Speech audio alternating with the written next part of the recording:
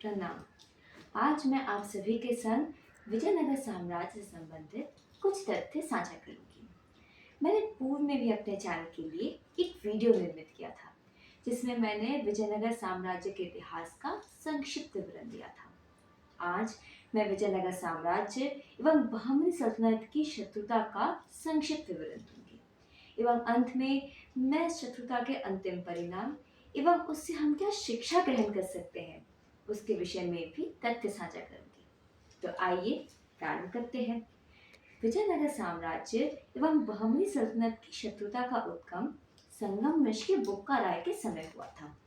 इसके प्रमुख विषय थे प्रजन्नक्षम रायचूतवाप एवं कृष्णा गोदावरी द्रोणी एवं कोंकण के अश्व।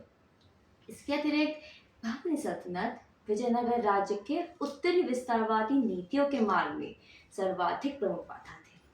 उनकी ये शत्रुता अपने शीर्ष बिंदु पर महाराज कृष्णदेव राय जी के समय पहुंची।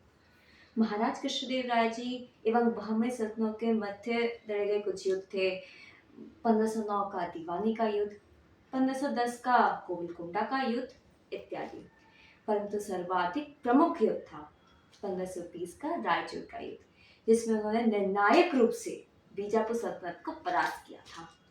तत्पश्चात विजयनगर राज्य एवं बहमनी सल्तनत के मध्य अनेक युद्ध लड़े गए, परंतु सर्वाधिक निर्णायक युद्ध था 1565 का तालीकोटा का युद्ध, जिसमें बीजापुर, अहमदनगर, गोलकोंडा, बेरार एवं बेदार की संयुक्त सेनाओं ने अत्यंत ही क्रूरता एवं छल कपट के साथ विजयनगर साम्राज्य को परास्त किया था।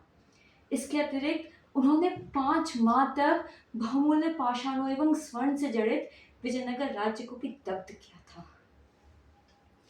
बहमनियों ने अत्यंत ही क्रूरता से विजयनगर साम्राज्य को ध्वस्त किया था। वैसे उनमें नरसंहार करने की ये प्रवृत्ति पूर्व से ही विद्यमान थी। वे पूर्व में भी विजयनगर साम्राज्य के नगरों एवं गांव में नरसंहार मचाते थे, जिसमें न जाने कितने निर्दोष व्यक्तियों को उनके रक्त पिपासु तलवारों के बलि चढ़ा दिया जाता था। बहमनी एक नरसंहार करने से पूर्व एक क्षण के लिए भी विचार नहीं करते थे कि उनके एक जघन्य कृत्य से कितने लोगों का जीवन अस्त व्यस्त हो जाता था। आप सभी तनिक कल्पना कीजिए, संभव है कि छोटे छोटे बालक बालिकाएं किसी नरसंहार से जीवित बच गए, परंतु यदि उन्होंने बहमनियों को उनके प्रियजनों का गला काटकर हत्या करते हुए देखा, तो उन निरपराधों पर क्या बीती होगी, उनका भविष्य कैसा रहा होगा, उनका जीवन कितना विघातक रहा होगा, इसका इसका हम अनुमान भी नहीं लगा सकते।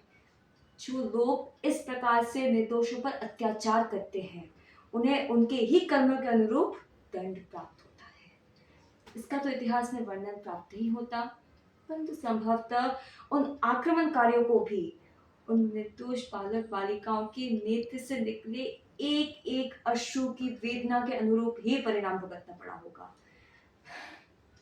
हम सभी जानते हैं कि 1565 के तालीकोटा के युद्ध के पश्चात किस निर्दयता से बहमनियों ने विजयनगर साम्राज्य को ध्वस्त किया था, वो भी केवल और केवल अपने व्यक्तिगत ईर्ष्या, द्वेष एवं अहंकार के कारण। अब तनिक हम वर्तमान की परिस्थितियों को देखते हैं।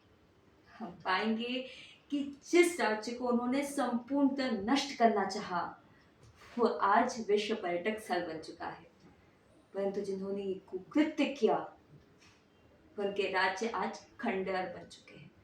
सुनने में ये विडंबना प्रतीत हो सकती है, परंतु वास्तव में ये बहमनियों के कुकर्मों का परिणाम है।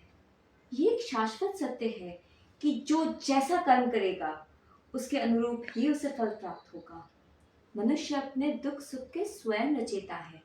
बहमनियों का ये हर्ष इसलिए हुआ क्योंकि उन्होंने केवल और केवल अपने व्यक्तिगत ईर्ष्या के कारण निरपराध विजयनगर साम्राज्य से उनका सर्वस्व छीनना चाहा, जबकि हमारे वेद पुराणों एवं शास्त्रों में ये स्पष्ट वर्णित है कि जिसने रचा है, नष्ट करने का अधिकार भी उसी का।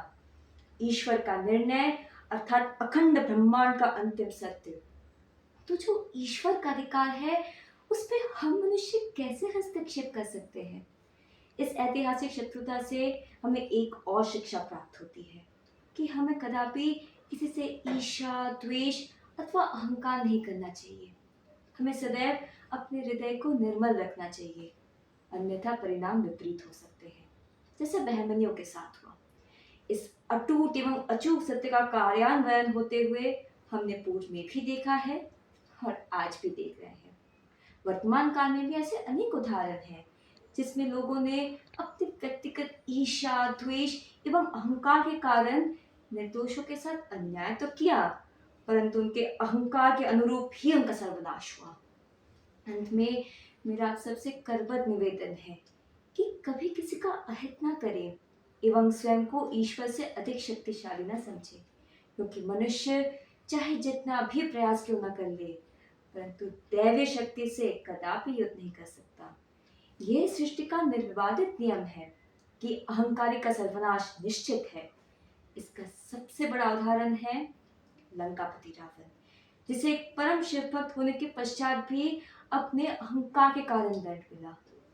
तो आप ही सोचिए, यदि लंकापति रावण जैसे परम ज्ञानी और परम शिव भक्त को उनके अहंकार के कारण दंड मिल सकता है, तो हम मनुष्य तो अत्यंत ही तुच्छ हैं। आशा है कि आपको मेरा ये कथन पसंद आया होगा। धन्यवाद।